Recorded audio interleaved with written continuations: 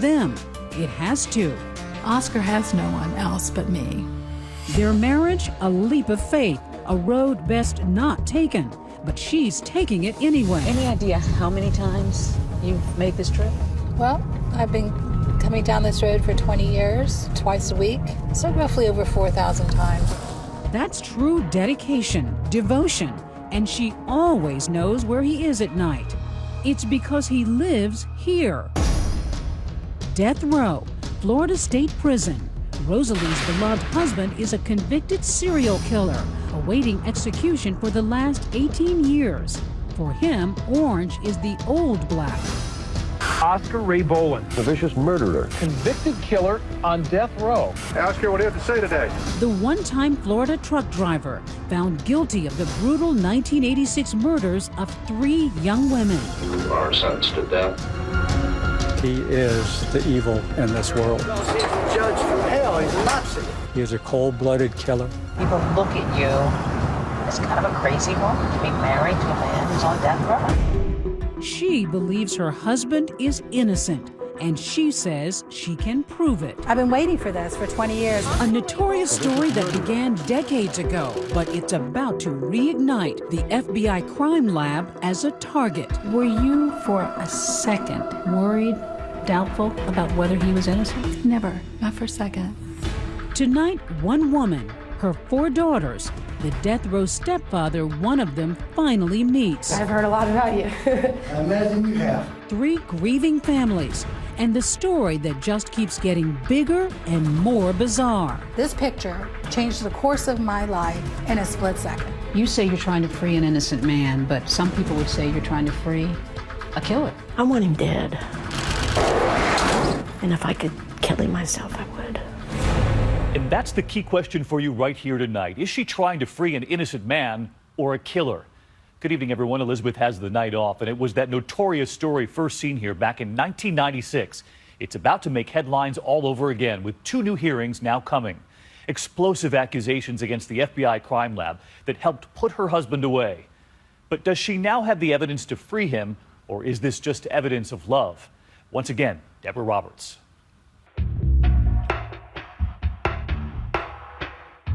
I've found myself in the last 18 years. You found yourself Mm-hmm. being married to Oscar. Yeah. He saved my life, actually. He really did. How could he save your life, though, when he's behind bars? To answer that question and to understand now, you have to understand then. The former Rosalie Martinez had everything she could want: marriage, motherhood, money. The Triple Crown with a mansion on Tampa's Hickory Creek Boulevard. I had very expensive jewelry, 3-carat diamond earrings on each ear, 6-carat diamond ring, $500,000 house, Mercedes. The wife of a prominent attorney, she lived in the lap of luxury with 4 beautiful young daughters and cameras recording every red-letter occasion. But Rosalie says something was missing as she first told us back in 1996. I wanted to break out. I wanted to be loved, like I've never been loved before. Passion. Somebody just to put you on a pedestal, not with material things, but emotions. How could she trade all those jewels for jail, that fur for a felon? Rosalie remembers the moment she first laid eyes on Oscar Boland. There was no spark at first. She was working in the public defender's office assigned to his case. They open the door, and there's just a young man standing there. His back is towards me, and he turns around. He said, "Who are you?" I said, "I'm here to help you." And I think I said, "I'm your angel." Over a 2-year period, they grow closer, but law comes before love. Then, for Rosalie, a seismic revelation. She believes Oscar's innocent. The documentation that I've gone through and the reports are totally conflicting. I was sent there for a purpose, a divine purpose, and I became obsessed with it. I wasn't going to let anybody stand in my way. Including her husband, who she says gives her an ultimatum. It's the Boland case or him. It was a knee-jerk reaction, don't tell me what to do, and here we are. Would you say that you married Oscar in kind of a fit of stubbornness? Yes, I was going to take a stand, and I didn't care what people thought.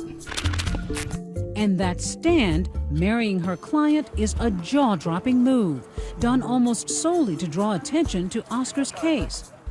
But along with that comes a wrenching decision, agreeing that her husband will have primary custody of their children. Many people would say, come on, you gotta know if you married a guy who's in prison that that's going to affect them. I wasn't thinking. It's still hard for me to admit that. Rosalie Martinez, but she can admit that her strategy pays off big time. Is she crazy? Can you say wacko? Even landing the happy couple here on 2020 back in 1996. I love it. It was a tiny little wedding shown to an audience of some 12 million viewers. Shaking, I'm very nervous. It's my wedding day. But there would be no flowers or walk down the aisle. AT&T has a correct call from... The new Mr. and Mrs. Boland exchanged vows over a speakerphone with a photo standing in for the groom. Oscar, do you take Rosalie to be your lawful wedded wife? Yes, I do. Rosalie, do you take Oscar to be your lawful wedded husband? Yes, I do. I now pronounce you husband and wife. Congratulations. Look, thank you. Oscar? Oscar, Hey, listen. I'll blow you a kiss. You're blowing me a kiss? Their honeymoon is in this courtroom just 3 days later to hear if Oscar would be given life or death for one of the murders. You are sentenced to death for the murder of Terry Lynn Matthews. Rosalie is devastated. That was nearly 20 years ago, and while some might be celebrating with the traditional anniversary gift of fine china, Rosalie and Oscar make do with prison cafeteria plastic. And not such fond memories of appeal after appeal, conviction after conviction, 11 trials all told. The biggest misconception of Oscar is that he's a monster and that he's a murderer, and he's not. He's a good person. Though her husband's confined 23 hours a day, alone in a 6x9 cell, Rosalie insists he's a wonderful partner, though not a traditional one. I can't ever expect him to change the oil in my car, or take the garbage out, or go to the movies with you, or hold your hand on a cold night. No, it's not none of those things. It's, he puts me on an emotional pedestal. He listens, he's there, completely, 100%. Nothing's more important than I am. This is a letter he just wrote me this past Thursday. So that's Oscar sends his wife love letters and hand-drawn cards practically every day. And with no Hallmark shop on death row, he creates each one himself. You have been my dream girl from the moment we first met, thinking of you every minute of every day.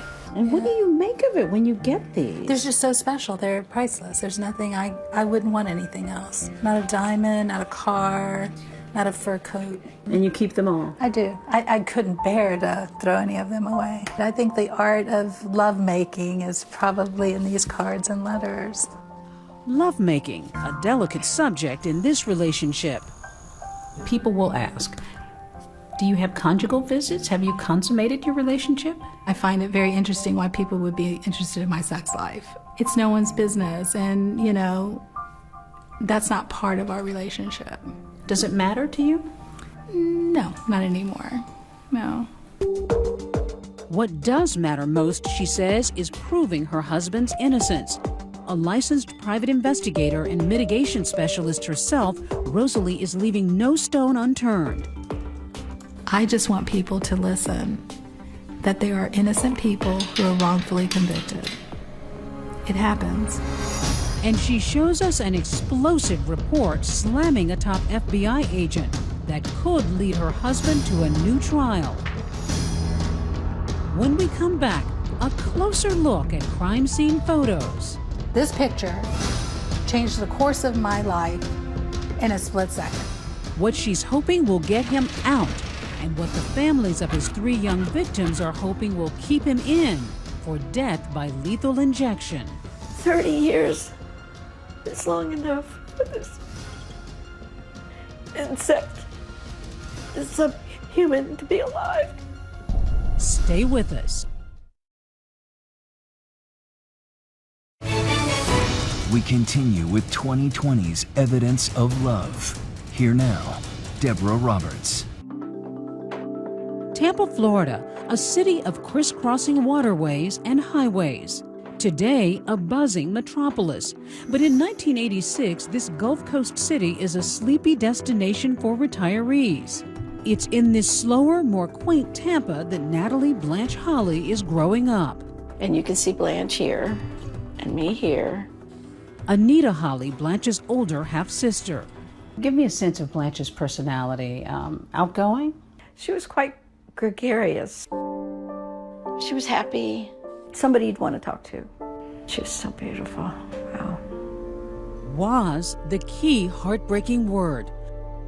On January 25, 1986, Blanche leaves work from a local fast food restaurant and never makes it home. My ex-husband calls me and says, I have some news. Your sister's dead. She'd been murdered.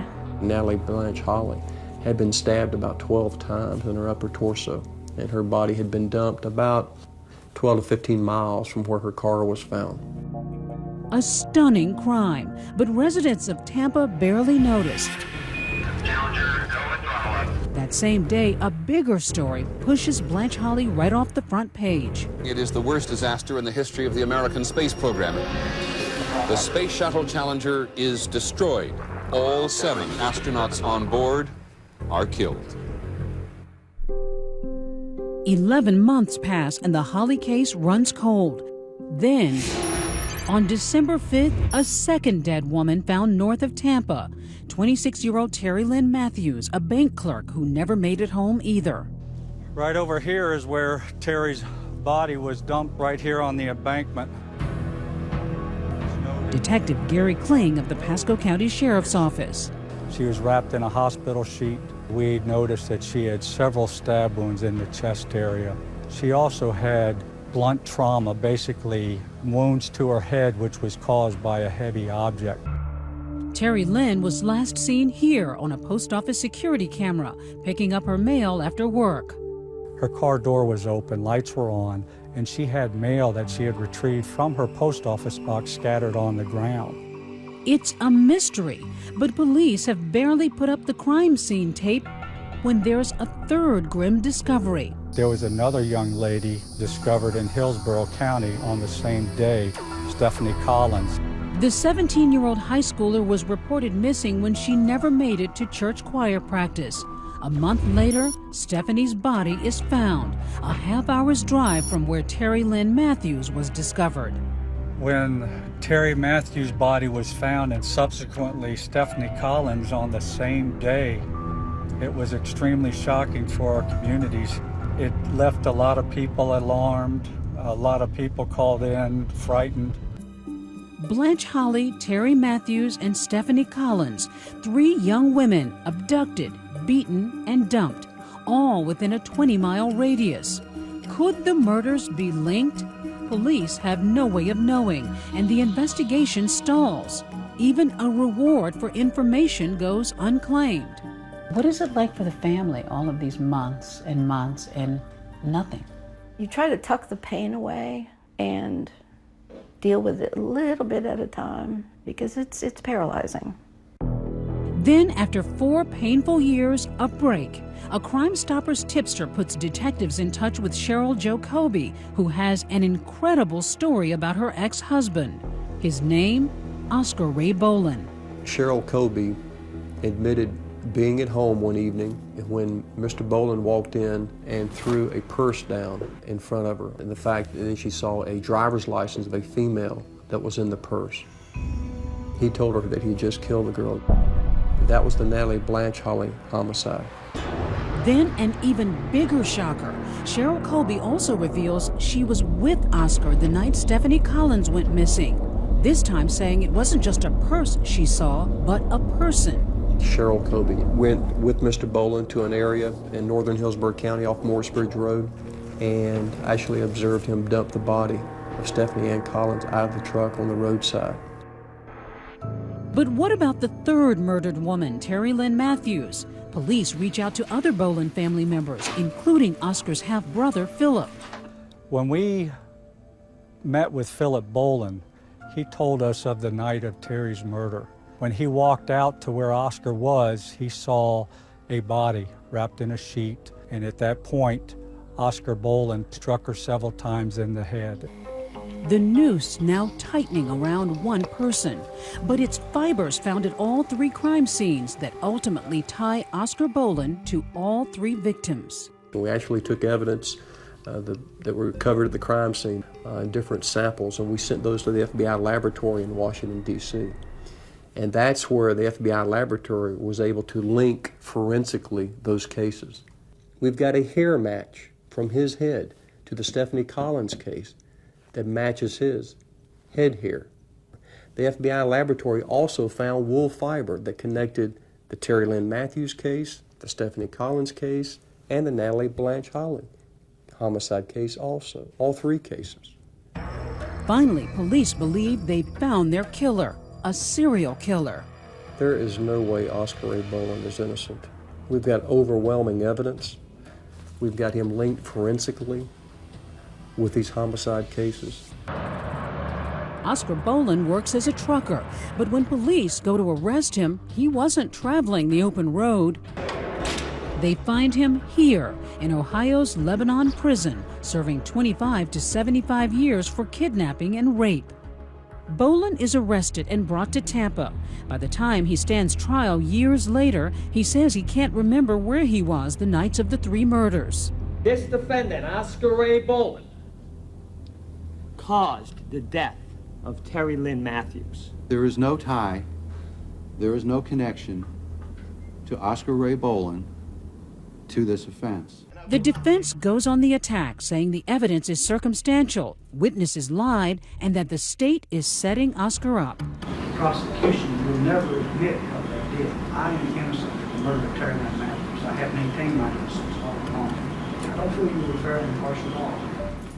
Each murder is tried separately, yet through all the testimony, the grieving mothers of all three victims are banded together, sitting side by side every day. There was an amazing strength, though, in seeing the three of them together.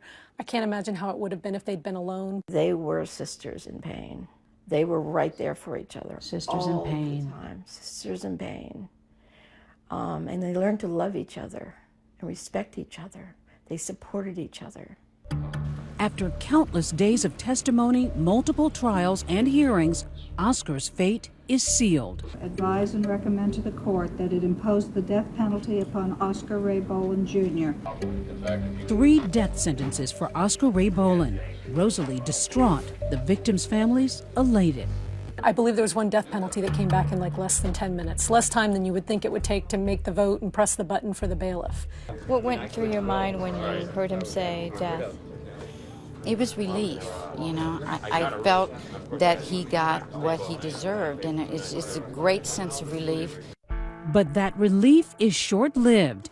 Could the forensic evidence that helped put Oscar Bolin away actually be his ticket to freedom all these years later? Was the FBI wrong? This is what I've been waiting for. And while the verdict ends one nightmare for the families, another is just beginning. And the breaking news comes from us. Now you're telling me that his death is not imminent? No, not at this moment.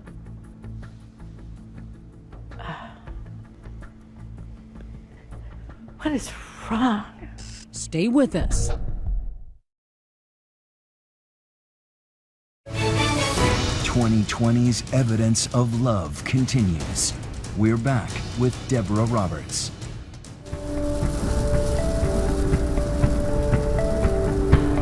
With a steel-trapped mind and fierce devotion, Rosalie Bolin has spent the last 20 years on a mission. He's an innocent man, and the truth will come out. Trying to prove her husband didn't do what a jury says he did. Viciously murder 3 young women. Rosalie, some people would say you're deluding yourself. You will find an explanation for everything in the face of this overwhelming evidence. The evidence to me doesn't support a conviction. It does not. Oscar Bolin, for me, has not received a fair trial. And she sifts through that evidence again and again, even if a jury has already considered it and convicted Bolin anyway. No detail escapes this private eye while walking us through her version of events. The shoe tracks were size 10. I know what size my husband wears. He wears a size 8. The shoes don't match. Fingerprints don't match. There's tainted evidence in every aspect of this case, and I could pull it apart paper by paper, box by box. And witness by witness, starting with Oscar's ex-wife Cheryl Jacoby in a wheelchair suffering from diabetes when testifying against him. I noticed there was blood on the curtains. Cheryl Boland's testimony is incredible. It's not to be believed. It's wife against wife, as the current Mrs. Boland says the ex had a case of show me the money. Well, Cheryl had motive to lie. She was in it for the reward money. $63,000 worth to be exact, but only if there's a conviction. If there's reward money out there today, you want part of it, don't you? Yes, I do. And Rosalie contends Cheryl used that same motivation, reward money, to entice Oscar's half-brother Philip to testify. Brother against brother. Oscar's half-brother, Philip Boland, says he saw what looked like it was a body that Oscar was handling. How do you discount that? I received 2 recantations from Philip Boland. He said he never saw Oscar Boland with a dead body. So he changed his story? Yes, several times. 3 times in 6 months, and one of those under oath in the murder case of bank clerk Terry Lynn Matthews. I said what you wanted me to say, sir. So somebody put those words in your mouth? Yes, sir. And that somebody? Oscar's ex-wife, Cheryl. In his recantation letter, Philip Boland wrote, I was told to and coerced into making false statements by Cheryl Jacoby. But later, prosecutors and even Philip would say it was Rosalie who coerced him into recanting, an allegation she strongly denies. I have no weapon to influence Philip Boland into recanting. I don't carry a badge. Despite hearing the reward theory, a jury still convicted Oscar Boland of murder. You are sentenced to death. 2020's calls to Philip Boland were not returned. Cheryl Colby died of diabetes in 1992. You're so close to it. Are you able to really clearly see the evidence and be able to look at it objectively? If you looked at the evidence and the testimony doesn't comport with the evidence. Evidence or just evidence of love? That's the key question. But Rosalie may be looking at a game changer in her fight, and it's due to this man, Fred Whitehurst. For 20 years, he's been blowing the whistle on corruption at the FBI crime lab. And at the center of it all, a top forensic analyst who's helped convict hundreds of people, Michael Malone. Anything that Michael Malone touched, any evidence that he touched, is not to be trusted. It can't be. The U.S. government agrees with that. Malone initially handled key evidence in all 3 of Oscar Boland's murder trials. Hair and fiber the FBI used to forensically link all 3 murders. When I was down in Florida, a couple of analysts came out and said, you got to stop this Michael Malone guy. And now something has. Just last year, the Office of the Inspector General blasted Malone, releasing a scathing 135-page report discrediting his work, the government itself turning on one of its own. The report says Michael Malone repeatedly created scientifically unsupportable lab reports and provided false, misleading, or inaccurate testimony at criminal trials. The culture at the FBI laboratory was one of, we have to establish guilt. Plain and simple. Just yesterday, 2020 tracked down Michael Malone, the man fingered in those FBI accusations. Now retired in Virginia, we asked him about that report. It says you've been responsible for many errors and unreliable testimony. No comment. No comment? What about... No comment. In my mind, Michael Malone is a serial killer with a lab coat. And there have been potentially people who've been executed based upon evidence that Michael Malone handled. It's frightening. Frightening. Especially given that her husband could be next in line for execution. If what you say is true, then Oscar Boland is the unluckiest man alive. I would say so. To have coincidentally been linked to 3 different murders and to have been convicted so many times. Well, if you have an FBI agent who's making you a serial killer, when actually, in fact, these cases are never been connected, yes, then that would be A very unlucky guy. But is the Malone factor enough to throw out 3 murder convictions? But they're saying take Malone out of it, and there's still overwhelming evidence that links this man to these murders. Then let's do it. If the evidence is so overwhelming, let's do it. Let's try the cases. Let's see if they're correct. Anita Holly, the sister of one of the victims, is outraged at the possibility of a new trial. We're still playing games with this subhuman. Games. Anita Holly thought all of Oscar Boland's legal proceedings had been exhausted until she got the startling news from us. You're telling me that his death is not imminent? No, not at this moment. What is wrong? Take a moment if you need to. 30 years is long enough for this insect, this subhuman, to be alive. I hate him so much. When we come back, dead men talking, our cameras go where few are allowed. To death row. And there's a shocker about Oscar Boland that could change everything you've thought until now. Stay with us. So our question for you here tonight, what are you thinking by now? You've seen both sides, the victims' families and Rosalie's. Let us know on our Facebook page and on Twitter. Use the hashtag ABC2020. And when we come back here, what Rosalie's daughters think all these years later. Later, a first meeting like you've never seen. Visiting your stepfather on death row. I've heard a lot about you. I imagine you have. And asking your mother point blank. I mean, did you ever think what we had to deal with? Coming up on 2020.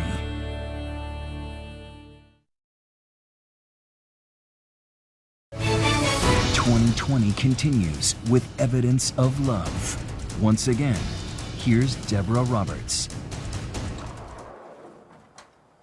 Oscar Ray Boland, convicted at 10 trials over the last 20 years for the murders of Natalie Blanche Holly, Terry Matthews, and Stephanie Collins. I covered a lot of court cases and sat across from a lot of defendants, and there was just something about this guy, just the flatness of his affect. Who is this person existing in the world, and how did he get to be who he was? That's exactly what we wanted to know. 2020 was offered a rare opportunity to go to death row and meet Oscar Boland in the place he calls home. He spends 23 hours a day in a cell like this one, counting down the minutes till he gets to see his legal aid and wife, Rosalie, during her twice-weekly visits. Here is 53-year-old Oscar Boland today. Rosalie is steadfastly committed to you all these years, after 27 years for your being in here. Well, I mean, this was not a situation where she came in naive or ignorant to the system or the circumstances. So is the relationship more business, or is it It's both. I mean, romantic? What is it exactly? It's both. Oh, I love her. I mean, there's no doubt about that. I mean, she's my best friend. And Rosalie is as committed as any wife to her husband, believing Oscar is no killer. But he does cop to one awful crime. But you did plead guilty to kidnapping and raping a woman at gunpoint 27 years ago today. 27 years ago in Ohio, yes. That was totally unrelated, had nothing to do with Florida. Right. But to some people, you're a convicted rapist. How can they believe that you're innocent of this other stuff? I was a very angry young man 27 years ago. 27 years later, would I do the same thing? No. I've learned a few things since then. He did admit that he was responsible for a brutal rape. Mm-hmm. How do you get that to sit well with you? Well, you have to understand, I mean, I know Oscar better than anyone, and he was also very young at the time. Oscar did accept responsibility. He pled guilty to that crime. And I believe if he had committed these 3 murders, he would have pled, and he never did that. He's always professed his innocence. In fact, Rosalie and Oscar blame investigators for putting him on death row. While he says he can't recall where he was on the nights of the murders, he still insists he's an innocent man. Did you kill Terry Lynn Matthews? Absolutely not. Did you kill Natalie Holly? No. Did you kill Stephanie Collins? No. So how is it that you could be here? One man, Mike Malone, the FBI. He manufactured the evidence to fit the crime, and everybody got on board. Michael Malone, that discredited FBI agent who handled the critical evidence linking Oscar Boland to the murder of Stephanie Collins. Now, in 2 weeks, a new hearing. Could it lead to a new trial and another shot at dodging death? Do you even dare hope at this point that this may change things for you? You're on death row. Of course. I mean, yes. But at the same time, I know I'm a realist. But his wife has done the impossible before. I'm in the business of saving lives. If I have a bias against the death penalty, so be it. Just ask 42-year-old Seth Penalver, a dead man talking. He spent 3 years on death row living in a cell right next to Oscar's, convicted for a triple homicide. Now, thanks largely to Rosalie, he's got a second lease on life. How did you get to know Rosalie? I'd see Rosalie in visitation with Oscar. I said, would you be willing to work on my case? Because I really believe in you. Rosalie dove into documents and came out with a smoking gun. Turns out a key witness was paid to testify against Seth at trial. You know, they paid one of the main witnesses with crime-stopping money and hid that from the defense. He was a drug addict. Said whatever the cops wanted him to say. The jury found that very distasteful. That was a big thing in Seth's case. Huge. In Seth's new trial in the winter of 2012, a jury was convinced that he's not guilty. He's acquitted of all charges against him. Do you think you'd be sitting here now if Rosalie had not come on board? Oh, no. I wouldn't be. I would not be sitting here talking to you. I'd probably still be over there next to Oscar. Yeah, she's just that good. But even with his miracle-working wife fighting at his side, Oscar is far from tasting freedom. He's still looking at a number of legal hurdles, not to mention a life sentence for the murder of Natalie Blanche Holly and a death sentence for Terry Lynn Matthews. So she's determined to get you out of here. Yes. Do you let yourself hope Of course. that maybe one day you'll be together outside of here? I can't imagine walking out of this place and not being with her. And while he's dreaming of freedom, what about 4 other young women in the equation? Rosalie's daughters. You're Catherine, right? Yeah. His stepdaughter, meeting him for the very first time. We made the decision. It sounded like a good idea. We did it. But I never could have envisioned the collateral effect, how it would affect you guys. When we come back, I can only hope you can accept my apology.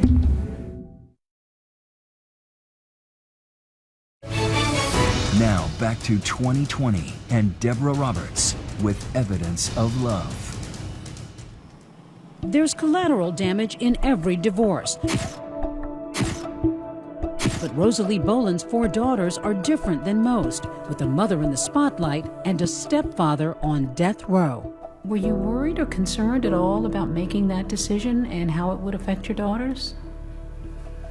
And I didn't think, because they were so small at the time, that I thought that it would hurt them. So you weren't trading your love for your family and your daughters for the love of this man? No, not for a second. No. Her daughters may see their complicated life differently. 25-year-old Catherine sorted out her emotions in a short documentary. Does he wear that gold chain? Yeah. Still? Yeah. He's allowed to wear that? Yeah. So I'm meeting him tomorrow. Is that what he looks like? Yeah. She hit you with some probing questions too. Did you think about them? Right. What about your daughters? Like, what about us? Well, I thought that y'all were going to be okay. I mean, you had a lot of people that loved you. I think that y'all are incredible, that y'all got through the adversity yourselves. I mean, did you ever think what we had to deal with? No, I didn't. I wasn't thinking that way, Catherine. No tears, no screaming, but some 20 years later, still questions and confusion. I never thought what that was going to do to them. I really didn't. Was it hard for you to admit that to her? Absolutely. It's still hard for me to admit that. Because as a mother, you don't want to hurt your children. But many people would say, come on, you gotta know if you married a guy who's in prison that that's going to affect them. I wasn't thinking. That's an honest answer. In the film, Catherine and her sister Christina relive their early years. Did any of your friends say anything to you? Not really. I mean, People were probably really embarrassed or really uncomfortable to talk about it, and everybody was just as shocked as we were. The most awkward part would be having them meet Mom and then seeing their reaction when they meet Mom, because you know they're judging her from the moment they meet her. I mean, everybody assumes that she's crazy. Everyone's like, I can't believe you've forgiven her. I don't think forgiven's the word, but I think no matter what your mom does, I think it's an unconditional love. The documentary is called It's Nice to Finally Meet You, and Catherine means that literally. She takes her camera and her courage to death row to finally meet her stepfather, Oscar Boland, for the first and only time. You're Catherine, right? Yeah, nice to finally meet you. I've heard a lot about you. I imagine you have. She was a child when her mom and Oscar married and is the only daughter to have met him. You could have a bond with someone for life, but really, what does the marriage put into it? Do you think it was necessary? When your mother and I got married, I never envisioned that the publicity would be so I guess you say so intense, and how it would affect you and your sisters. And that part has bothered me. It has bothered me greatly. And I owe you an apology. And I do apologize. It's never my intent to cause you any personal harm or hardship or emotional pain. And I'm very sorry, Catherine. I can only hope you can accept my apology. Bye. Catherine agreed to make her film available to us, and though she and her sisters love their mother, they declined our request for an interview. They're reluctant to speak out publicly. Yes. Why? The media. They have their lives. They didn't sign up for that. It's unfair to make them have to go through the same things that I do. So I completely understand.